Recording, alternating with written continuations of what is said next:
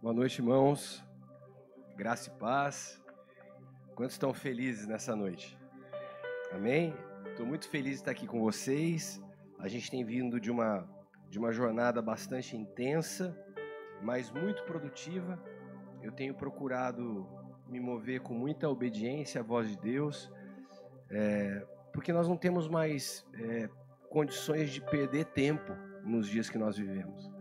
Então eu não tenho procurado fazer uma agenda de conferências, de ministrações, mas entendendo os lugares onde precisa e requer uma edificação, que tem uma sequência. Então, para mim, mais do que completar 29 anos, o Senhor me reivindicou aqui para um tempo profético que vocês estão vivendo. Vocês estão no meio de uma transição. Isso ficou muito claro para mim no convite que eu recebi. E eu sei que Deus quer que eu contribua de alguma forma com isso, então eu me sinto honrado de estar aqui. Eu estou aqui para servir vocês com muita humildade.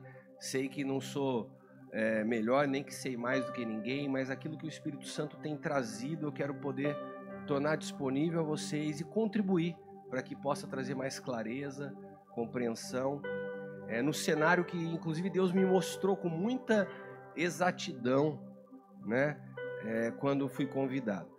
Quando eu vi essa foto, me chamou muita atenção. Essa é uma palavra que eu uso muito nas minhas ministrações. Essa é uma palavra que ela faz parte da essência do novo pacto. O novo pacto nasce de um desenho exato. E quando nós não entendemos a exatidão de como Deus concebe as coisas, por mais que a gente tente ajudar, a gente pode estar atrapalhando. Então a exatidão é a base da igreja. A igreja nasceu exata, ela nasceu sobre alicerces exatos. E o problema é que a gente foi deixando isso de vista, porque nós fomos construindo uma percepção pessoal da igreja. E essa percepção pessoal da igreja é o que hoje escandaliza o mundo com suas diferenças, com suas divisões, com seus conflitos, não a igreja exata e desenhada por Deus. Então nós temos uma responsabilidade nesses dias, a compreensão exata do que o Senhor quer das nossas vidas, para que nós não venhamos a correr o risco de achar que estamos participando de algo onde na verdade nós estamos atrapalhando. E esse desenho fala muito comigo, né? Eu escrevi um livro que se chama Engenharia da Graça, e ele tem mais ou menos essa simbologia. Eu sou engenheiro civil de formação, e toda a realidade do novo pacto, Deus trouxe a mim através do simbolismo com a engenharia.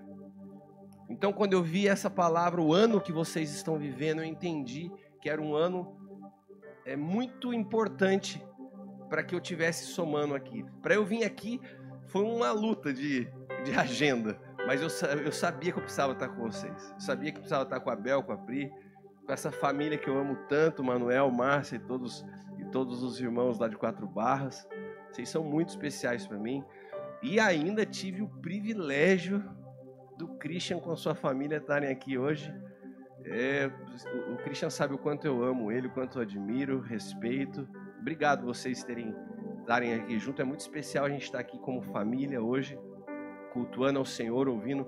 Conheci a família do Manuel, do Abel. Fiquei muito impactado. A gente consegue perceber quando você conhece as pessoas pelo Espírito de cara, né?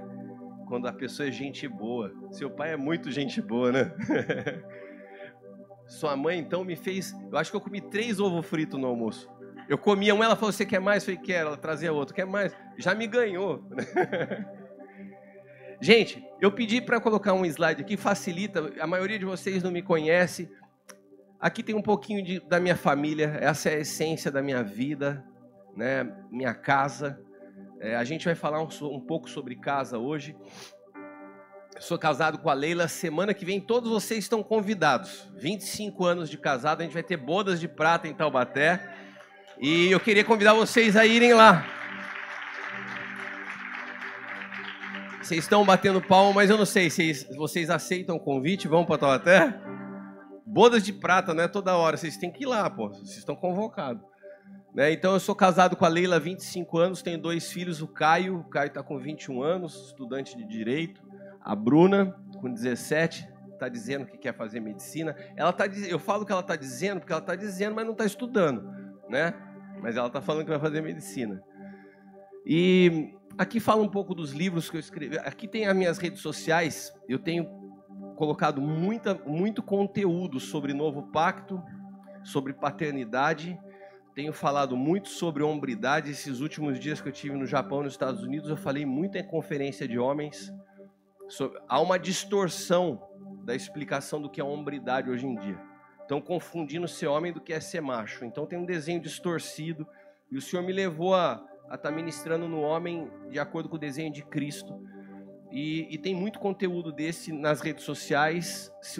Se você botar um slide, é Cristiano Miranda AP, vocês podem entrar. Todo o material meu está disponível gratuito, tanto no YouTube, no Instagram, aqui, @Cristiano Miranda AP. E aqui no seguinte, os livros, só não está mostrando o último livro que eu escrevi o ano passado, se chama Maturidade e Destino. Esse livro fala do modelo de Deus para o aperfeiçoamento dos santos, das graças ministeriais, de como o desenho da igreja deve funcionar. Pode pôr o próximo slide só para. Esse é o único livro que não está aqui, é um amarelo. Mas eu trouxe pouquíssimos livros, né? É meio complicado a gente ficar transportando livro no avião. Então eu trouxe pouco. Tem alguns livros. Os 4 livros estão aí, né, Hilton? Tem dos 4, estão lá no fundo, mas é pouca coisa. Agora, se você quiser adquirir, de repente você está me ouvindo, você se identifica com a mensagem. Todos os livros meus, eu não fico com a receita dele, eu não tenho interesse em falar dele para vender. Todos os direitos autorais dos meus livros são doados. Então eu falo porque eu entendo que eles podem contribuir para a tua edificação, tá bom? E se você quiser adquirir e não tiver mais lá, você pode acessar pelo QR Code e você pode comprar e chega na sua casa, ou entrar na Editora Rica, que é a editora do livro, editorarica.com.br, ou na Amazon. Na Amazon você também pedir lá, chega na sua casa os livros, tá bom? Beleza, vamos para a palavra? Abra sua Bíblia em Êxodo, do capítulo 4, versículos 24 ao 26. Eu escrevi essa palavra hoje à tarde no avião, algumas coisas que o senhor estava falando comigo, completei um pouco mais à tarde no quarto do hotel, porque eu não sou um cara que tem uma palavra pronta e sai pregando em todo lugar. Eu preciso ouvir o que Deus tem para cada lugar, para cada estação, e eu sei que Deus tem algo específico para vocês nesses dias. Amém? Quantos querem algo novo de Deus para esses dias?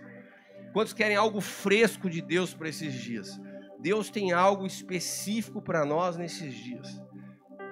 Êxodo 4, 24 ao 26, eu não sei se você já leu esse texto, mas teve um momento na história que Deus queria matar Moisés. Deus olhou para Moisés e falou assim: vou matar esse cara. Esse cara que é tão idolatrado no judaísmo, esse cara que, até mesmo por nós, é um referencial, ele já foi alvo da ira de Deus. Durante a viagem para o Egito, no lugar onde Moisés e sua família estavam passando a noite, o Senhor se encontrou com Moisés e procurou matá-lo. Aí Zípora, sua mulher, pegou uma pedra afiada, cortou o prepúcio do seu filho, com ele tocou o pé de Moisés e disse: você é um marido de sangue para mim.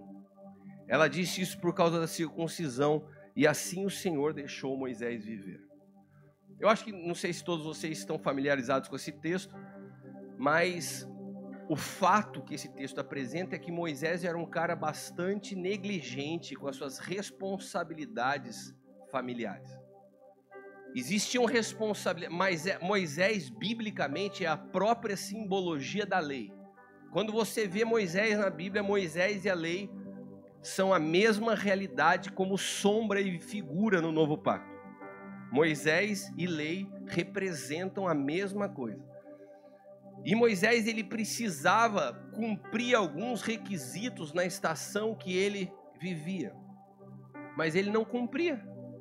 Ele simplesmente negligenciava, inclusive, a circuncisão do seu próprio filho.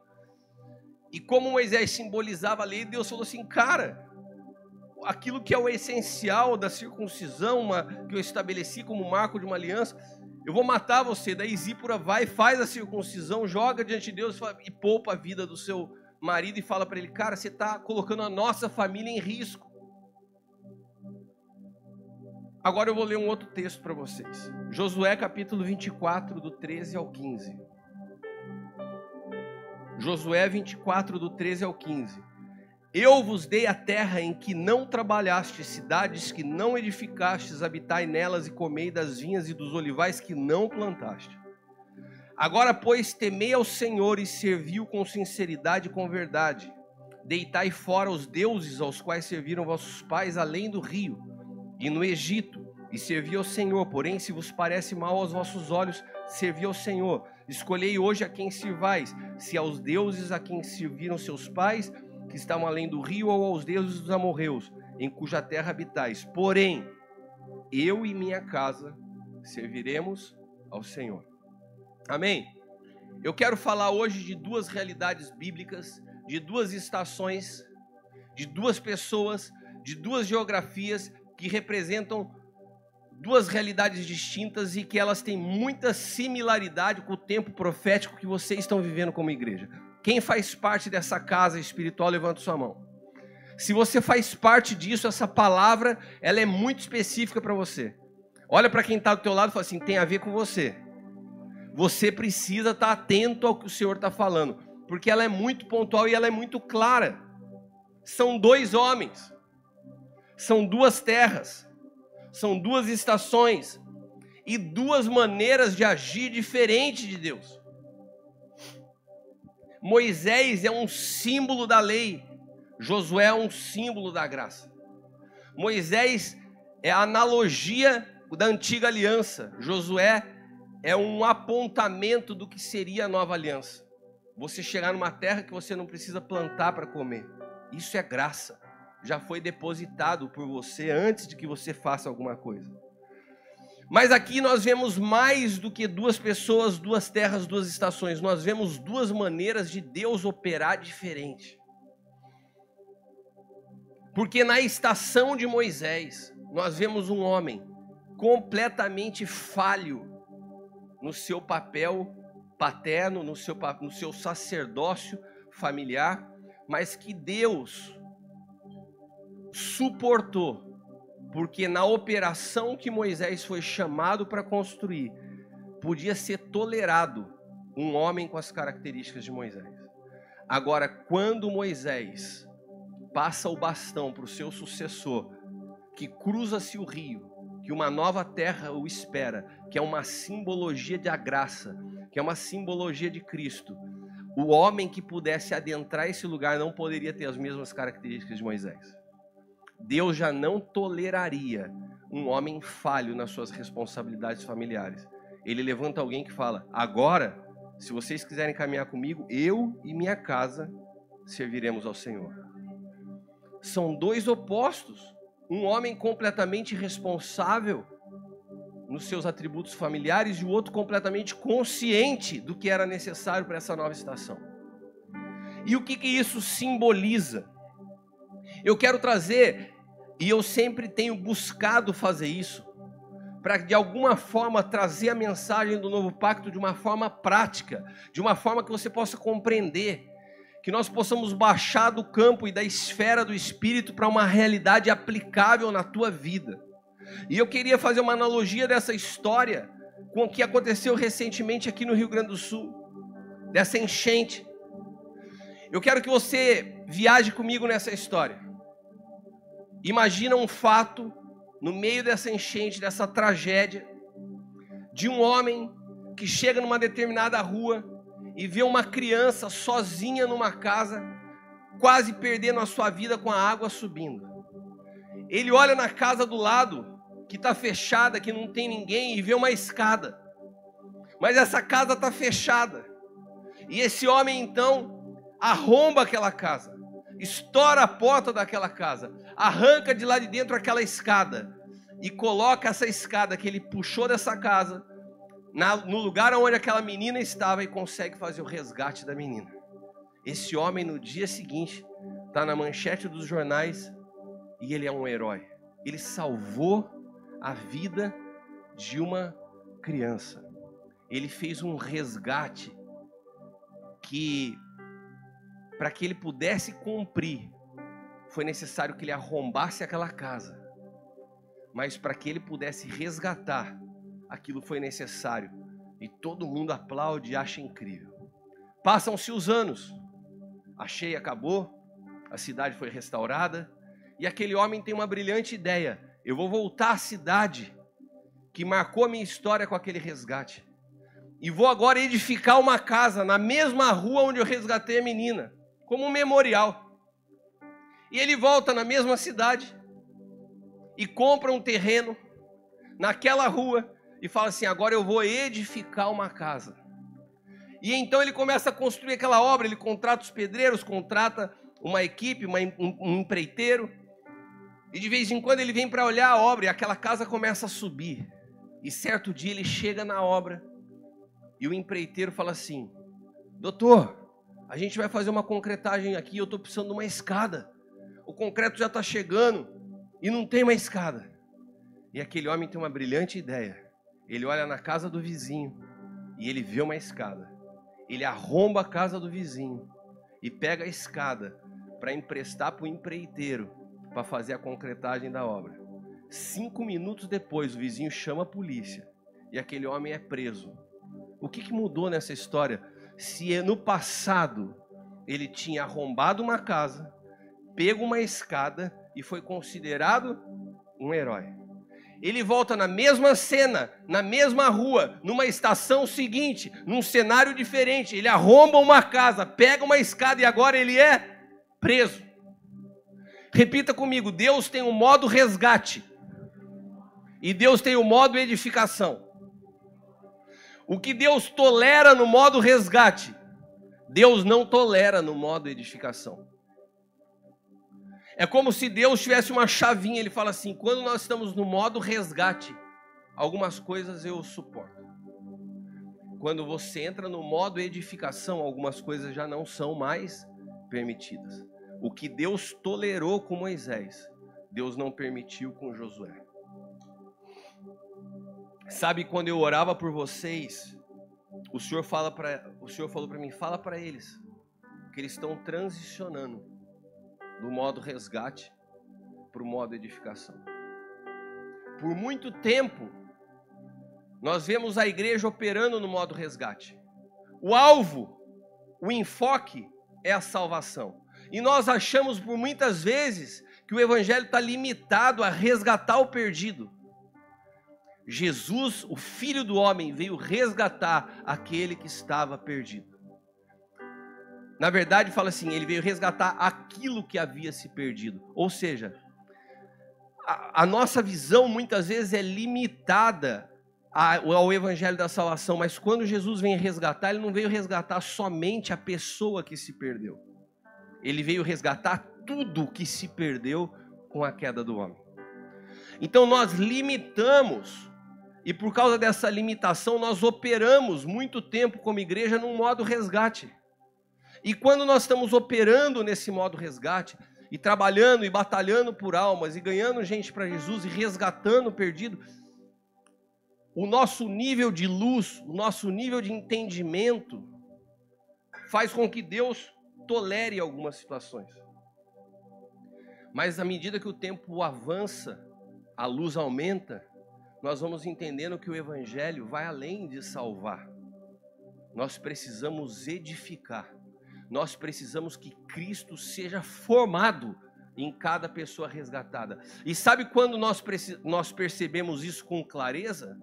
Quando uma nação como o Brasil chega a atingir quase metade da população de pessoas que se dizem evangélicas, e na prática você não vê transformação, e na prática você não vê mudança. Sabe o que isso quer dizer? Nós estamos sendo efetivos no resgate, e nós estamos sendo ineficazes na edificação. Não há um amadurecimento da igreja.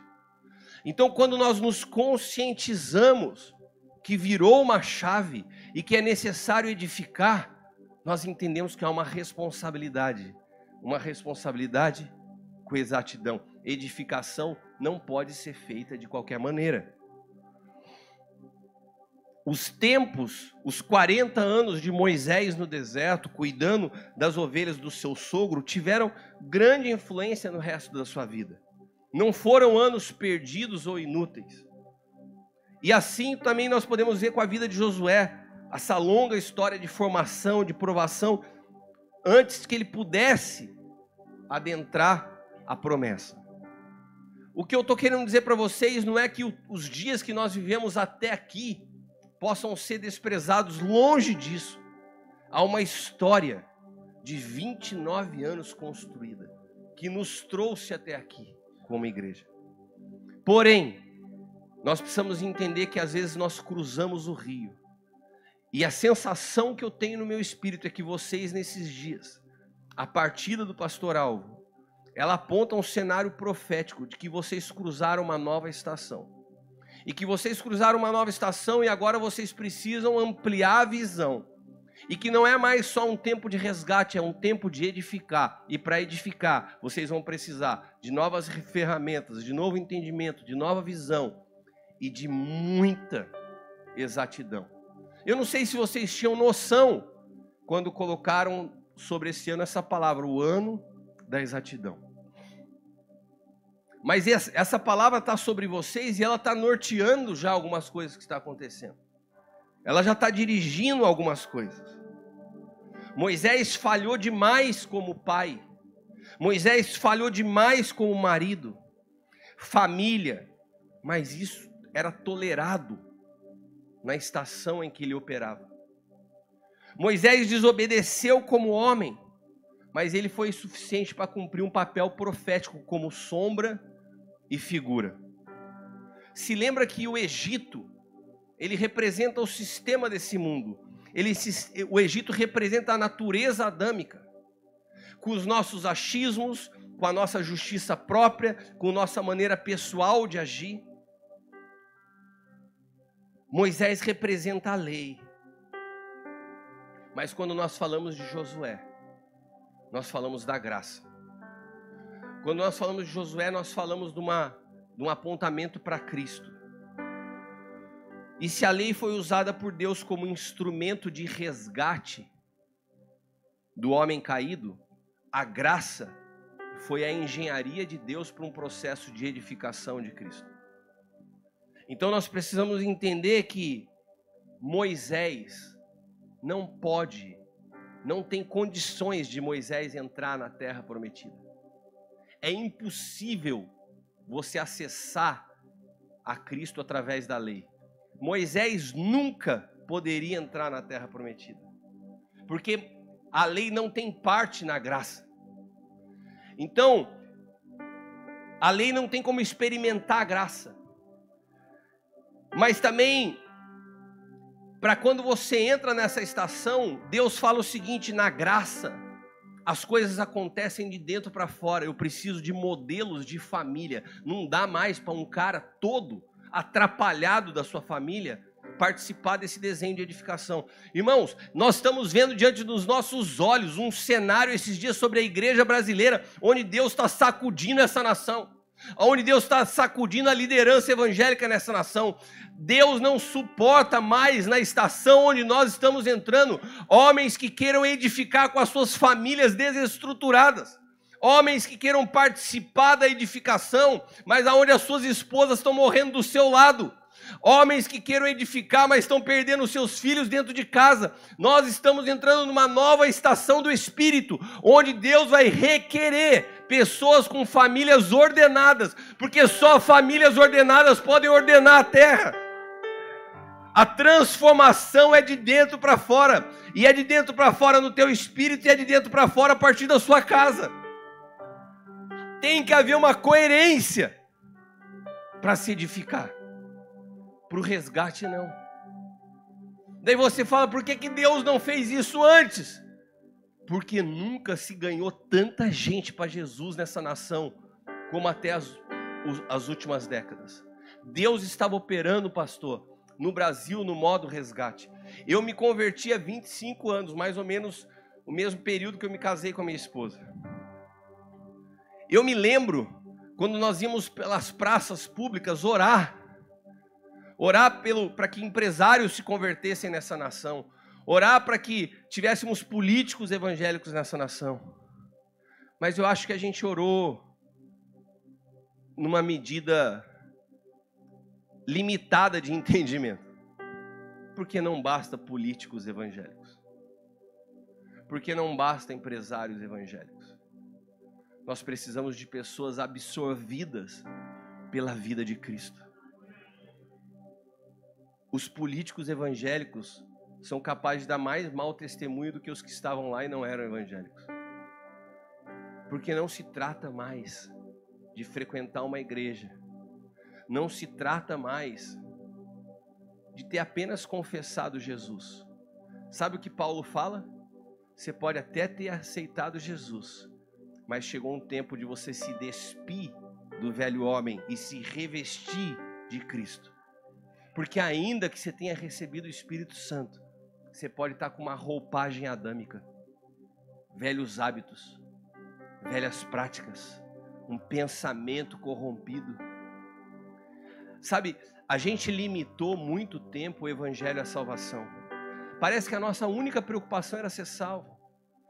E daí a gente vai compreendendo ao longo do tempo que isso não é o grande problema de Deus. O Espírito Santo já opera em você. Mas por que o Espírito Santo opera em você e suas práticas não mudam? Porque a sua roupa ainda é a roupa de Adão. Você ainda está... E Paulo fala isso com clareza. Você precisa se despir. Porque essa natureza, essa roupagem adâmica impede a natureza de Cristo crescer em você.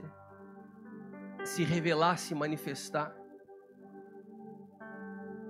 Eu tenho entendido que Deus tem separado duas estações muito claras na história de vocês, como igreja. Como se Deus até aqui tivesse operado no modo resgate. Você falava para mim hoje no carro, Abel, Cris, tem vindo muitas pessoas, muita gente chegando. Tem fases que Deus faz assim. É o tempo do resgate. Mas quando chega a edificação, o cuidado passa a ser outro. É muito mais delicado você saber com quem você edifica do que... Porque uma coisa é você jogar a rede para pescar. Outra coisa é você separar o peixe e ver qual tem qualidade. Quando você entra no modo edificação, eu me lembro uma vez, eu estava conversando com o apóstolo Basílio, Christian, e ele falou assim para mim, Cris, fica atento com uma coisa. A Bíblia fala para ter paz com todos. Paz com todos é uma coisa, edificar é só com alguns. Você pode ter relacionamento com muitas pessoas, mas o púlpito, onde você utiliza para edificar, ele não pode ser compartilhado com quem não está edificando sobre os mesmos fundamentos. Nós temos que ter muita clareza. Olha só, do mesmo jeito que Deus está chacoalhando a liderança do evangelho no Brasil, tome nota do que eu vou te falar. O que nós vemos hoje no louvor nessa nação vai cair por terra. Deus não suporta o lugar que o louvor ocupou na liturgia dos nossos cultos. Isso não existe na Bíblia, isso não existe no coração de Deus, e isso não é suportado dentro da estação que nós estamos entrando. Nós estamos dando voz para crianças espirituais que pegam o microfone porque cantam algumas músicas que mexem com a alma, ocupam um espaço de voz profética na nação. Só que essas pessoas estão cobrando cachês de 100, de 150 mil reais para fazerem os seus shows gospels, e tem pastores que pagam por isso, alimentam esse sistema. Nós não precisamos disso para cultuar o Senhor. Sabe, quando você quiser fazer uma conferência e trazer uma palavra, um pregador, amém, mas faça com a adoração que você tem na sua casa. Eu tenho falado isso aonde eu vou, por favor, não contrate músico, não traga estrela para show. Não faça isso. Eu posso ouvir um amém? Quantos concordam com essa palavra? Quantos não concordam, mas estão dispostos a obedecer essa palavra? Irmãos, nós não podemos alimentar isso. Não faz sentido. A música nunca teve esse papel na liturgia de um culto. Ela sempre fluiu como uma natureza espontânea de adoração dentro do corpo de Cristo. Existe uma nova estação iniciando, e será necessário homens e mulheres como Josué. Homens e mulheres como Josué, eu e minha casa.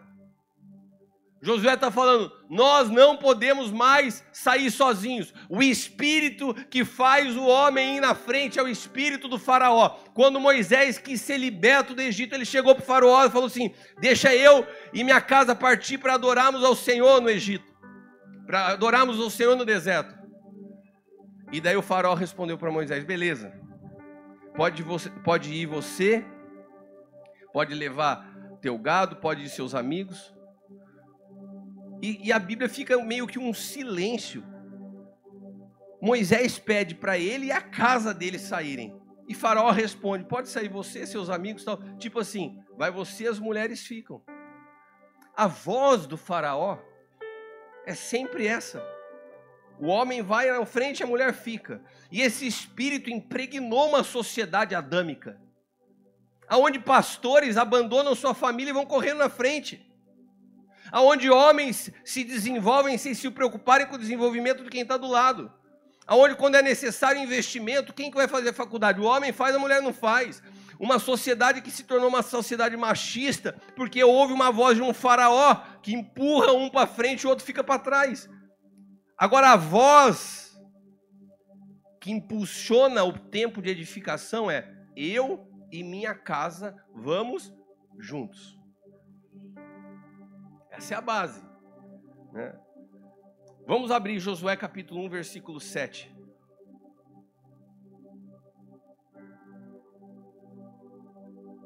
Quantos estão entendendo, digam amém.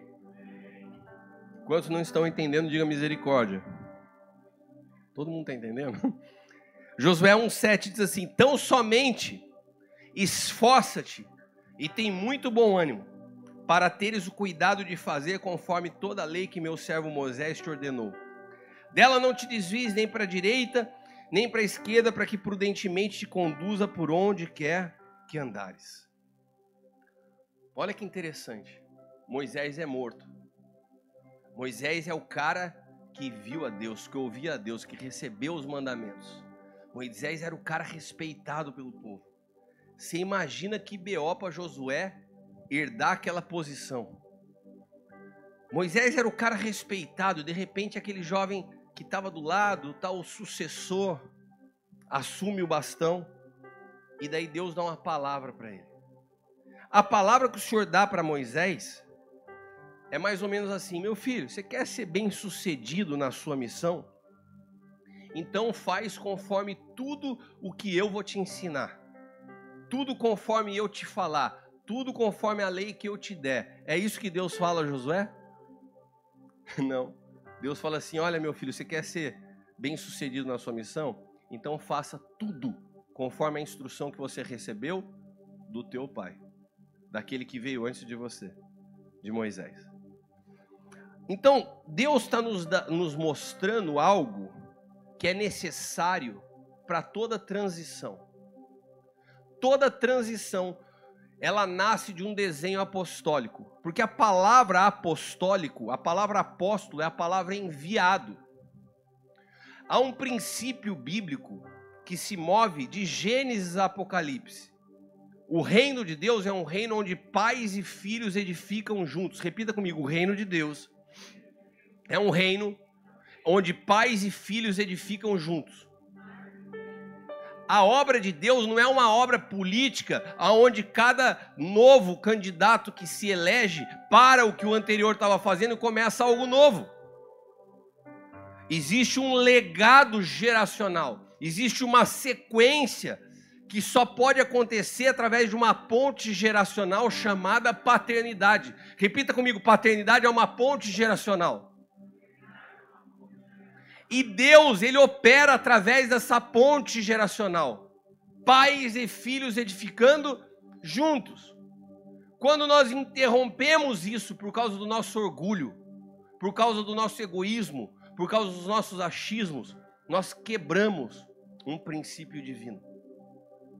Quando Jesus estabelece os apóstolos, Ele fala assim, assim como, repita comigo, assim como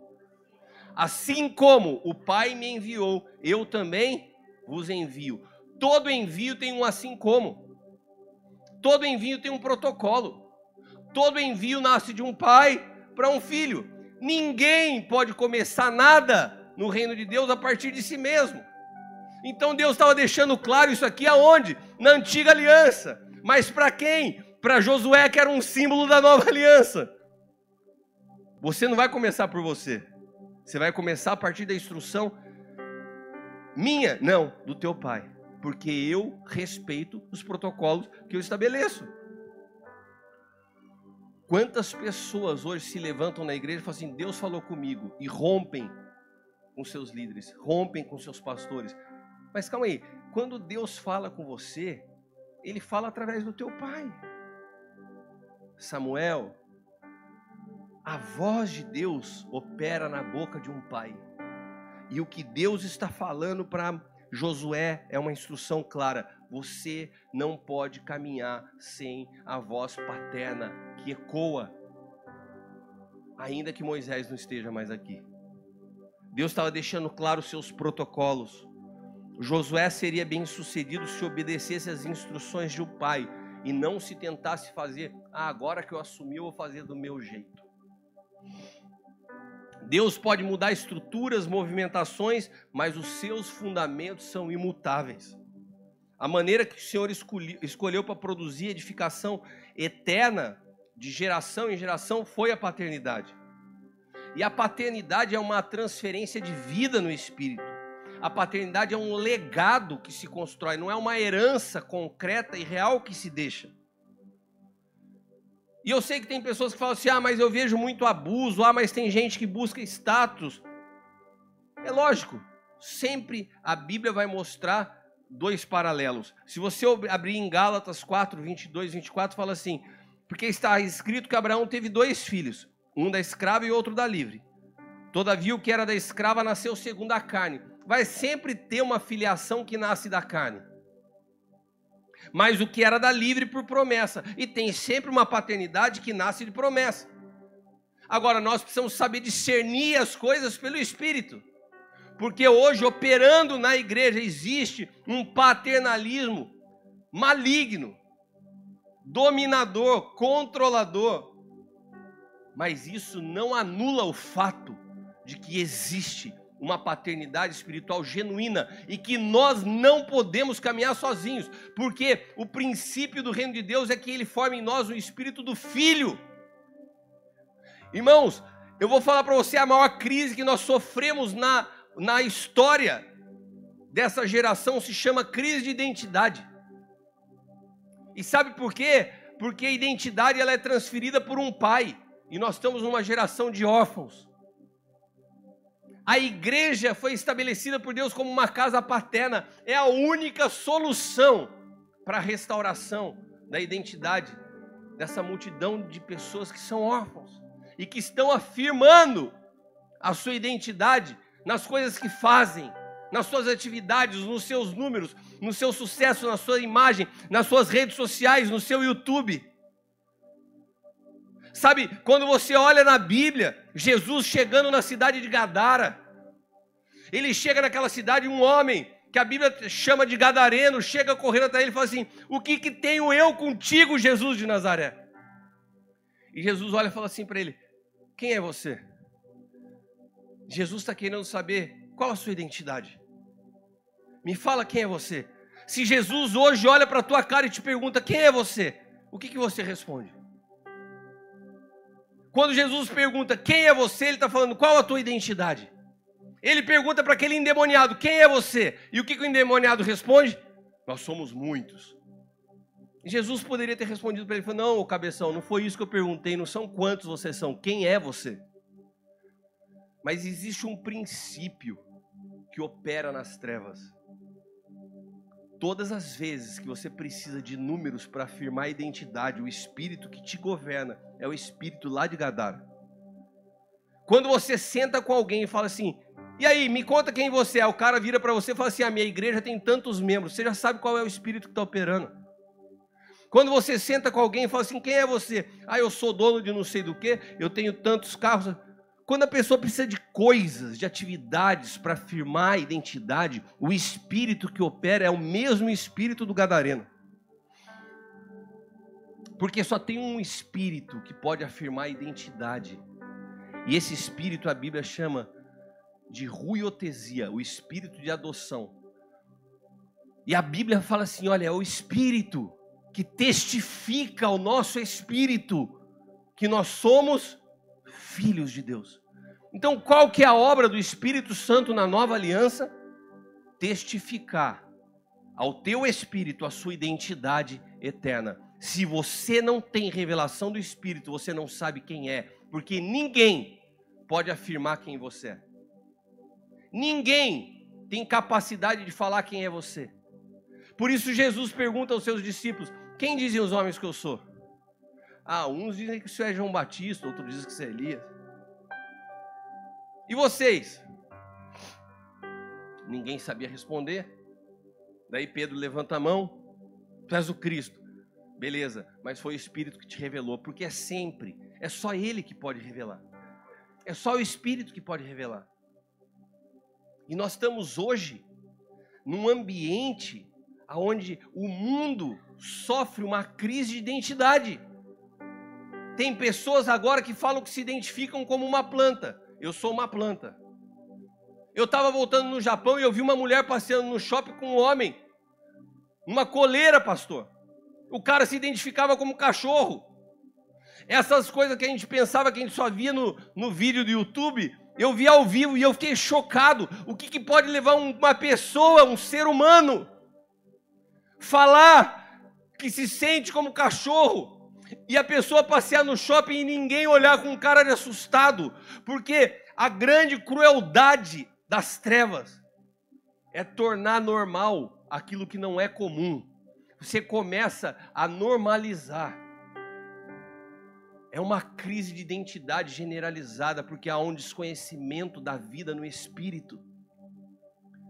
Só que essa crise está chegando para dentro da igreja, pela ausência de entendimento do que é ser pai e do que é ser filho.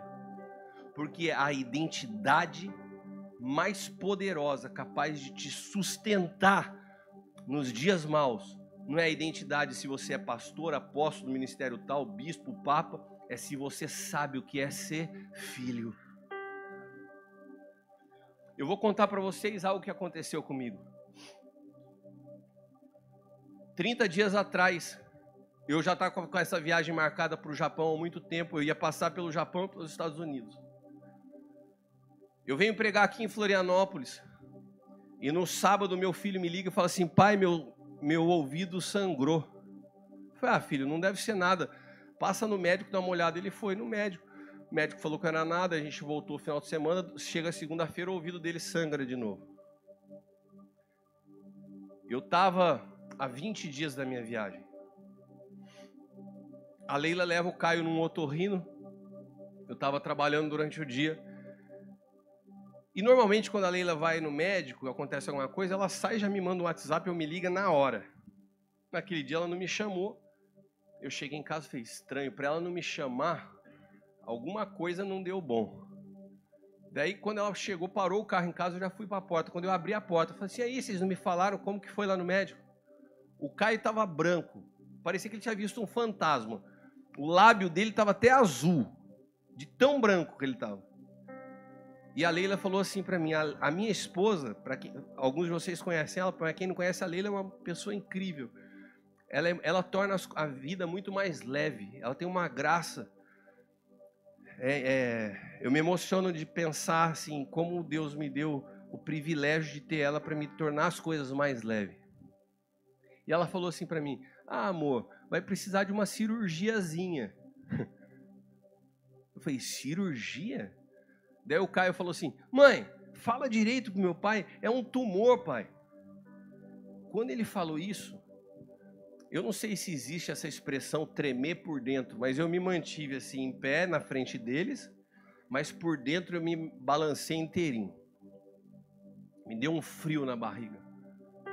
Me deu um choque na espinha assim, ó, quando eu ouvi aquela palavra. O ano passado eu perdi a minha mãe, né? Não posso usar essa expressão, né? Ela foi promovida, Bel. Mas a dor da partida já tinha sido um momento difícil da gente enfrentar. De repente eu vejo essa notícia. O Caio fez os exames. Graças a Deus era um tumor benigno, mas precisava de uma cirurgia urgente. Bom, para encurtar a história, só conseguimos hospital médico 5 dias antes da minha viagem. E todo momento eu queria cancelar as viagens. E o Espírito Santo falava assim para mim, não cancela. Deixa que eu cuido do teu filho e você continua cuidando das minhas coisas. Sabe, irmãos, você ouvir o Espírito Santo é uma bênção. Mas tem hora que dá vontade de você tampar o ouvido e falar, não vou ouvir. Porque não é fácil. Às vezes as pessoas falam assim, eu queria tanto ouvir o Espírito Santo. É importantíssimo. Mas você está disposto a obedecer tudo que ele te falar? Porque vai contra a lógica. A lógica, o racional seria, aborta tudo que você está fazendo e fica em casa para cuidar da tua família. E ele não me permitia cancelar. Por que eu estou falando isso? Eu vou voltar nessa história. Há uns 15 anos atrás, eu sou engenheiro civil. Meu pai é engenheiro, nós tínhamos uma construtora na cidade de Taubaté que cresceu muito. Nossa empresa chegou a estar entre as 100 maiores construtoras do país. E durante o governo da Dilma veio uma crise muito forte no mercado de construção civil e tinha alguns fundos imobiliários que investiam na nossa empresa que quebraram e acabaram nos arrastando junto e a gente passou um momento bastante difícil. Naquela época que a empresa crescia, eu comecei a acumular um patrimônio e eu queria deixar uma herança para os meus filhos.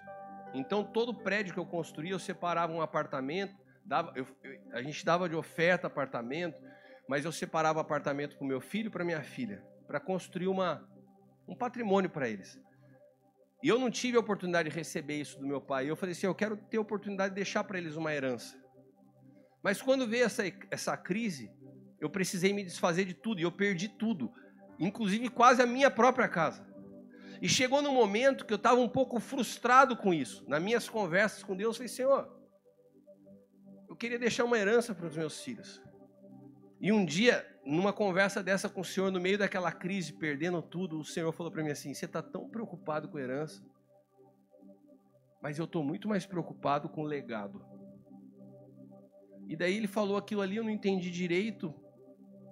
E o Senhor falou assim, eu vou te explicar a diferença do que é você deixar uma herança e do que é deixar um legado.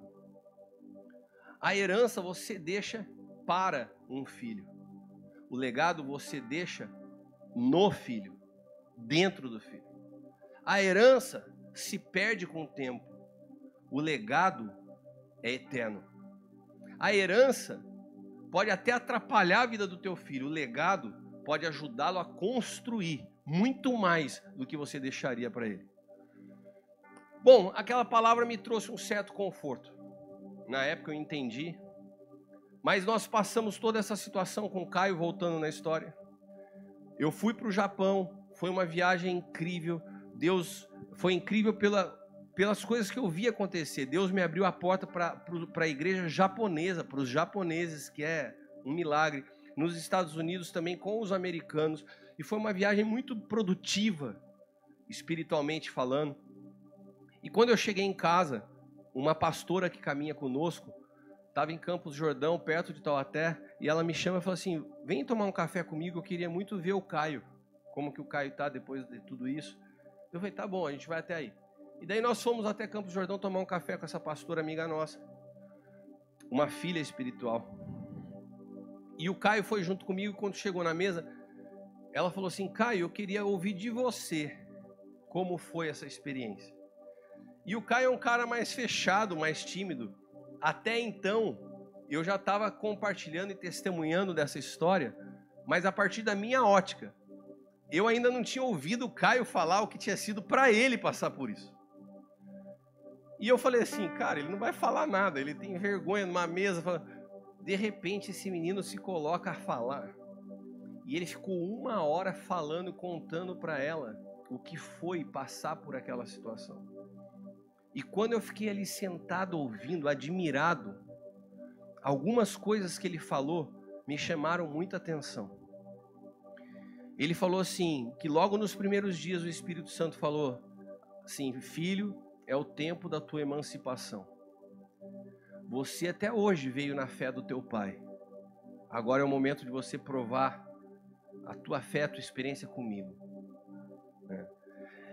E daí ele falou assim para a pastora, falou assim, pastora, eu olhei a realidade que eu estava enfrentando e eu estava começando a me entristecer, questionar a Deus, e eu me lembrei de tudo que eu vi meu pai enfrentar ao longo da vida e de como ele sempre agradeceu e continuou.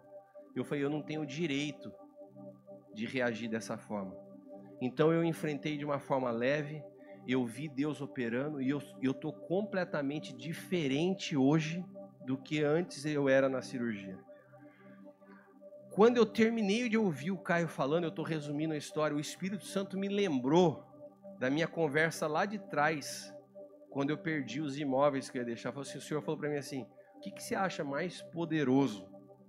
O que você ia deixar para ele? Ou o que você viu formado nesse menino, que se tornou um homem maduro no espírito, em meio às dificuldades? Irmãos, eu posso falar uma coisa para vocês que não é agradável, mas eu vou te falar, o evangelho tem muito mais a ver com nos ensinar a perder do que nos ensinar a ganhar. Se nós estamos entrando num tempo de exatidão, nós não podemos mais aceitar mescla com mensagem de autoajuda, de motivação, que você é o centro do universo, que você é o cara. Isso é humanismo. A única coisa que Deus quer ver em você é Cristo. E para que Deus possa encontrar Cristo em você, a sua vida tem que desaparecer, a sua vida tem que ser absorvida pela vida de Cristo. Não se trata mais de nós. Não se trata de nós, se trata de Cristo nos tomar por completo. E quando isso acontece, você consegue entender por que o reino de Deus é um reino de pais e filhos edificando juntos. Porque isso não se trata de nenhuma estrutura humana, mas se trata de uma vida que é impartida no Espírito. E quando você entende isso, quando você bebe dessa fonte, você tem força para enfrentar os desafios, para enfrentar as adversidades. Sabe a passagem do filho pródigo? Quando esse filho sai de perto do pai, a palavra diz que quando esse filho retorna, o pai não fala assim, esse meu filho estava longe, perdido. O pai fala assim, esse meu filho estava morto. Porque um filho, quando se afasta do desenho de Deus para uma paternidade, não é que ele está perdidinho, espiritualmente ele está morto. Lucas 15, 24, este meu filho estava morto e reviveu. Isso é muito sério, eu não sei se você está entendendo. Uma pessoa que escolhe viver de forma individual, que não ouve mais a ninguém, que se opõe à figura de um pai cuidando, essa pessoa não é que ela está distante, perdida, ela está morta. Porque o reino de Deus é um reino de pais e filhos.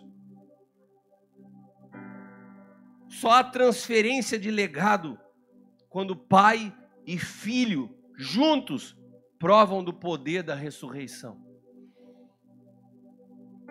Quando falamos de legado, nós temos no antigo pacto uma sombra poderosa, que é a relação de Abraão, Isaac e Jacó. Mas eu quero me deter em Jacó, a quem Deus posteriormente muda o nome para Israel, e que tem um apontamento profético à realidade da igreja hoje.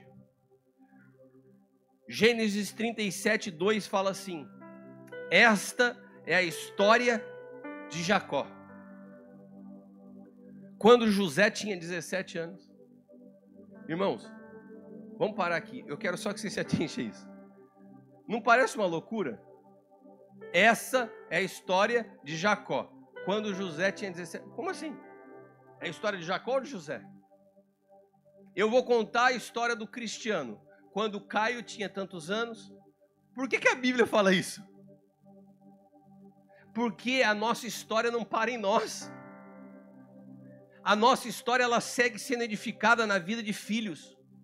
E se nós temos entendimento disso, nós não somos edificadores nós não somos corredores de 100 metros rasos.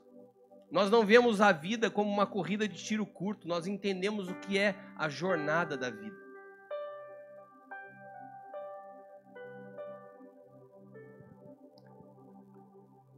Todo filho, ele precisa crescer e se desenvolver para se tornar pai. Esse é o papel de um pai. Não é formar um monte de criança ao seu redor, é emancipar filhos. Agora me pergunta uma coisa, como que se emancipa um filho? Me pergunta se você quer saber. Eu vou te responder porque você me perguntou. Como se emancipa um filho? Vamos pegar Jesus com os 12? Jesus estava com os 12 e estava tendo uma conversa. Imagina que por muito tempo aqueles homens caminhavam com Jesus e não entendiam as coisas que Jesus dizia. Jesus estava transicionando esses homens do antigo pacto para o novo pacto. Eles estavam com a mentalidade enraizada na lei. E Jesus começava a falar realidades do Espírito. De repente Jesus começa a falar que era necessário que ele fosse com o Pai. E eles começam a ficar assustados. Daí Jesus tem um discurso muito forte antes de partir. Ele fala assim, olha, deixa eu deixar claro para vocês. Todo aquele que quiser ganhar a sua vida, todo aquele que quiser preservar a sua vida, vai perder. Vocês estão entendendo? Daí todo mundo, sim, igual vocês falaram agora. Daí ele pegou e falou assim, mas tem uma coisa, se você tiver disposição de perder sua vida por amor de mim, esse vai encontrar a vida. Vocês entenderam? Todo mundo, sim. No dia seguinte ele se rende. Os soldados vêm, levam ele para a cruz. O que os caras fazem? Todo mundo vazou. Um dia antes eles estavam dando glória a Deus no culto, falando sim, amém, aleluia. Eles estavam fazendo cara de crente, cara que entendia, dando glória a Deus, aleluia, estamos contigo, Jesus, fechado contigo. No dia seguinte, quando vem a perseguição, eles vazam. O que acontece com cada um desses homens que vazou tentando preservar a sua vida? Se você puder ler uma carta de Joséfo ou qualquer outro livro histórico, vai ver assim, a morte dos apóstolos, desses todos que tentaram preservar a sua vida. Cada um deles morreu de uma forma muito mais trágica que a cruz de Jesus. Um foi cozinhado num óleo fervendo, outro crucificado de cabeça para baixo, outro decapitado. Todos, literalmente, que tentaram preservar a sua vida, perderam. Mas teve um cara, teve um doido, de uns 16 anos, era um adolescente, que entendeu, falou assim, mas por que todo mundo fugiu? Eu vou com ele para a cruz. Ele falou que se eu me expor junto, eu vou ganhar minha vida, e foi lá. E quando ele estava no pé da cruz, aquele menino chamado João, que eu nem sei se ele entendeu direito, mas uma coisa que fez ele ir para aquela cruz foi mais do que entendimento, foi amor. Ele amou Jesus ao ponto de se expor. Ele não fez conta, ele amou e foi junto. E quando ele chegou na cruz, o diálogo mais lindo de Jesus com um dos apóstolos é o que acontece na cruz. Porque quando ele olha para João, ele fala assim, filho, eis aí tua mãe. Mulher, eis aí o teu. E sabe do que ele chama João? De Ruios. Eis aí o teu Ruios. Sabe quem era chamado de Ruios no judaísmo?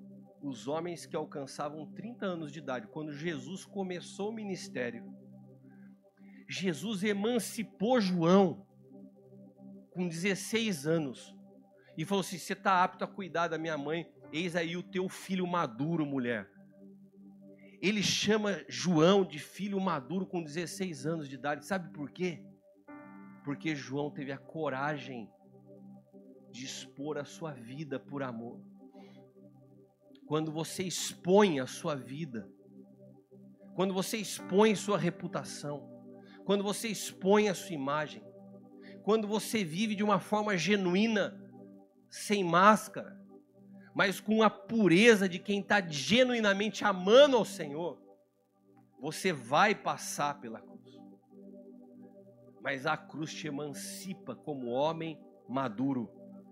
E quando eu falo homem com H maiúsculo, homem e mulher, é a cruz que nos habilita a uma maturidade espiritual.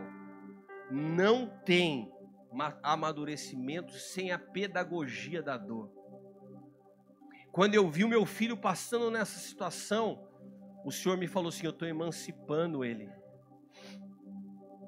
Sabe, irmãos, vocês estão entrando hoje numa estação nova. Acabou o tempo de resgate. Não é que Deus vai deixar de resgatar, é que o enfoque agora vai estar na edificação. E na edificação é necessário formar filhos maduros. E para formar filhos maduros, nós precisamos entender o desenvolvimento da vida de Cristo em nós. Não são atividades, não são técnicas, não são departamentos novos.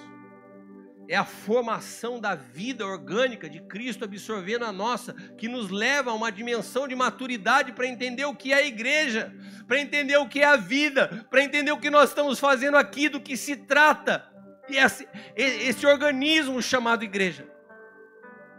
Nós não podemos mais fazer do nosso jeito, Abel. Nós não temos direito de convidar as pessoas que a gente acha legalzinha. Nós não temos mais direito de pregar a mensagem que nos dá na telha. Nós não temos mais direito de ficar comendo qualquer tipo de comida no YouTube. Nós precisamos ser muito exatos se nós vamos entrar num tempo de edificar. E eu posso afirmar para vocês, vocês estão entrando nesse tempo de edificar. Vocês vão amadurecer como igreja. Deus transicionou vocês, Deus preparou essa estação. E quando eu vejo aqui na primeira fila pai e filho juntos, uma família servindo, eu vejo um cenário profético construído, mano. Deus opera no meio disso. O ano passado nós estávamos numa conferência lá em Taubaté, vocês estavam lá. Eu não sei se você viu, Christian, mas no meio da pregação do Jonathan Lara, eu estava traduzindo ele.